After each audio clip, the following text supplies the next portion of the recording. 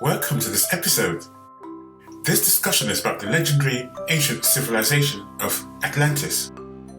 Atlantis was spectacularly advanced and was the place to be on this earth for many centuries, if not for thousands of years.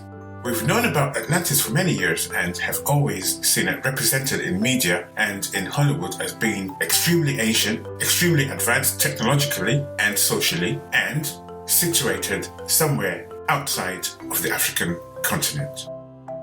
Here at the African History Station, we always took that narrative with a heavy pinch of salt because as Africa is the cradle of civilization, it would be most strange for such an advanced ancient civilization of 10,000 plus years to be located anywhere else but on the African continent. And our doubts appear to have been well founded because in the middle of the West African desert, in the nation of Mauritania, has been discovered a site that meets every single criteria for what the ruins of Atlantis should look like today. It is called the Reichardt structure. When this structure came to light, researchers were stunned. Many concluded that it was indeed the site of the legendary capital city of Atlantis. The legend of Atlantis was first reported to the world by the Africans of Kemet, or ancient Egypt. Solon, the Greek statesman and lawmaker who lived from 638 to 558 BC, visited Egypt and was told by the African priest Sonchis that a highly advanced city of Africans had existed to the southwest of Egypt and that it was named Atlantis. He told him that the capital city was destroyed in an earthquake over 9,000 years earlier. So we're talking of a 12 to 13,000 year old city from our standpoint. Sanchez told Solon stories about a series of ancient empires that had existed on Earth, natural catastrophes that made them crumble, and great wars that had raged civilization in the past. During his time in the city of Kemet, Solon learned great information about Atlantis from Sanchez, who described the incredible size and wealth of this African empire. Sanchez explained that Atlantis' capital city was elaborately constructed with great temples and palaces and adorned by exotic gardens made of silver, gold, and ivory. Sanchez further described the capital of the Atlantean Empire as being made of massive walls, which in turn were surrounded by circular islands protecting the inner citadel of the metropolis. This information on Atlantis was passed down to Greek philosopher Plato, who lived about 300 years after Solon. Plato described the city of Atlantis in his two works, Timaeus and Critias, which he wrote around 350 BC. He described it as concentric rings of water and land, 3 rings of water, 2 rings of land. It is the exact same today at the Reichardt structure, which researchers believe is the site of the legendary metropolis. Plato wrote that the mighty empire vanished beneath the waves after a series of excessively violent earthquakes and floods, and he wrote that this happened in one single day and night. On the ancient map of the world drawn by Herodotus in 450 BC, he has Atlantis exactly where the Reichardt structure is. The city of Atlantis was described by Plato to be 24 miles across, which is the exact size of the Reichardt structure. Atlantis was also reported to have had an opening to the sea at the south, and here we can see it on the Reichardt structure. 11,000 years ago, the Sahara Desert did not exist. It was a land of greenery, of lakes and cities. 11,000 years ago, what we know today as the world's largest hot desert would have been unrecognizable. The now desiccated northern strip of Africa was once green and alive, pocked with lakes, rivers, grasslands, and even forests, wrote an expert from the Smithsonian Institute. And scientists are stating that the desert appeared in an instant rather than over thousands of years, as previously thought.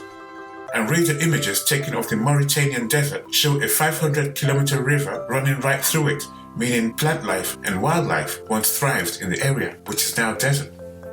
According to Plato, in Atlantis there was an abundance of metal, copper, and gold. And look here, the major products in Mauritania today are iron, copper, and gold. Phew. In his work, Critias, Plato wrote, "Let me begin by observing first of all that 9,000 was the sum of years which had elapsed since the war which was said to have taken place between those who dwelt outside the pillars of Heracles and all who dwelt within them.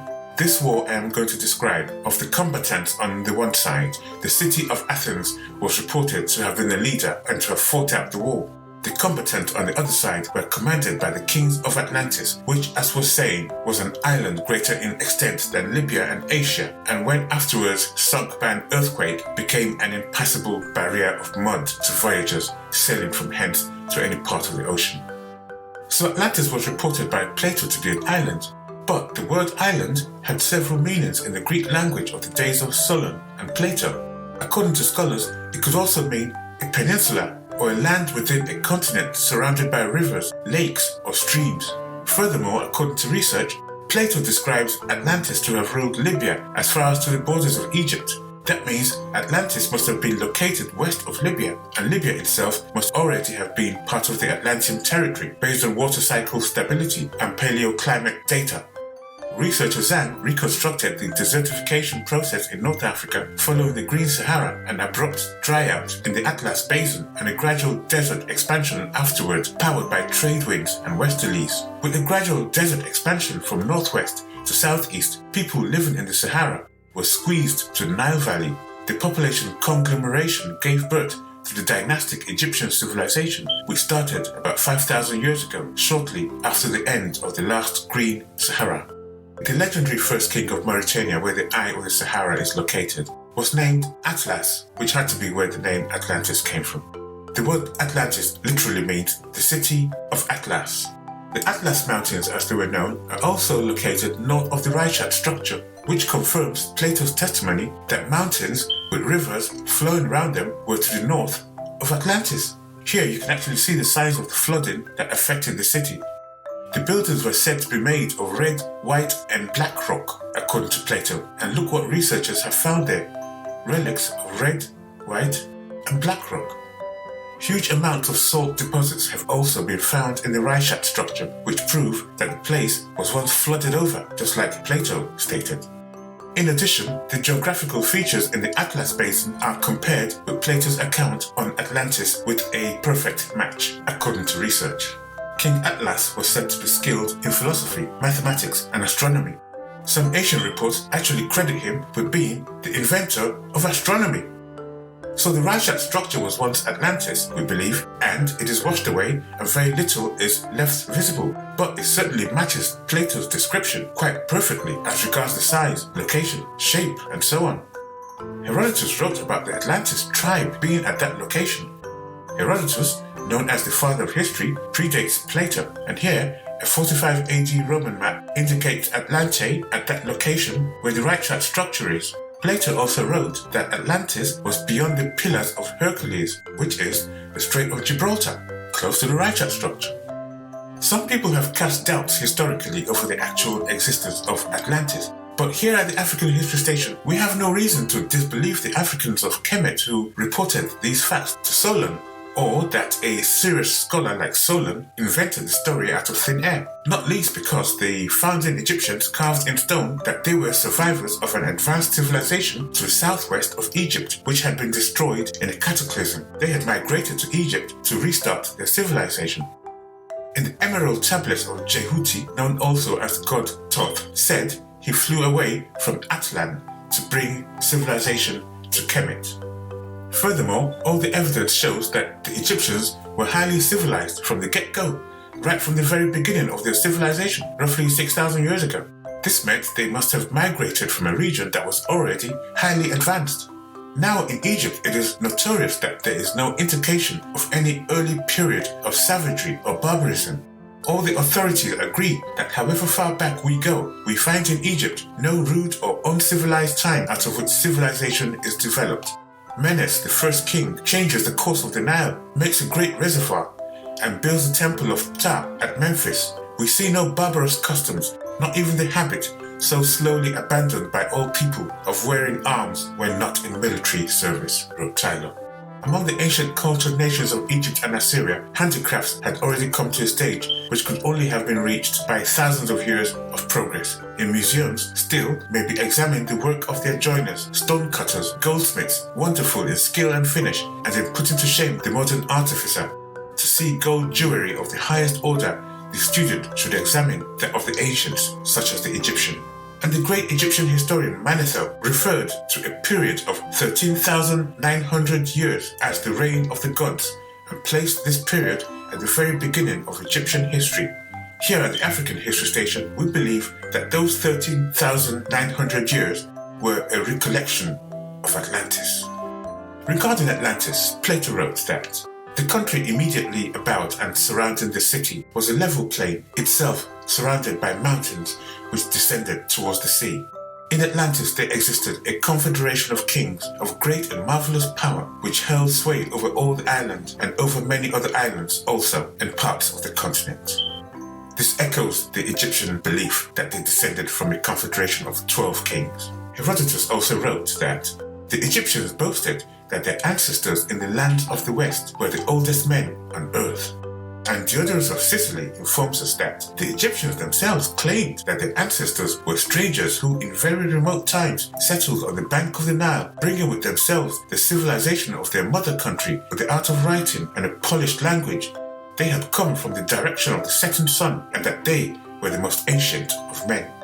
Plato described Atlantis as a great and wonderful empire. He praised many virtues of the Atlanteans and suggested that it was the weakening of the divine or pious character of the nation that brought about a lack of moral balance which led ultimately to its decline. It's a really intriguing story when you think about it, Atlantis. Beautiful, advanced civilization of Africans who lived fruitful, virtuous lives and basically excelled in all areas of existence, in philosophy, science, the arts, technology. And then one day, just one day in 9600 BC, disappeared from the face of the earth. Were the gods angry with them such that they had to pay the ultimate price, as it is claimed? How terrible was their reported moral decline? It was said that they began to conquer other lands and other nations, like Libya and Italy, and this drew the wrath of the gods. While Atlantis is an irresistible testament to Africa's ancient, advanced civilizations, it is also a sobering testament to the temporal nature of existence in this dimension and the temporal nature of even the loftiest and mightiest empires and civilizations. Will the modern world learn from this beautiful yet tragic story of Atlantis? Will it seek out a moral regeneration in the face of its moral and ethical reversals, or will it stumble and refuse in hubris to retrace its steps like the leaders of Atlantis? Is the real benefit of our knowing Atlantis the fact that we can learn from its beauty and its later tragic fate? And is that not ultimately the most valuable and precious gift of Africa's Atlantis? Thanks for watching this episode. Do remember to like, comment and subscribe, and look out for the next one on Africa's great civilizations.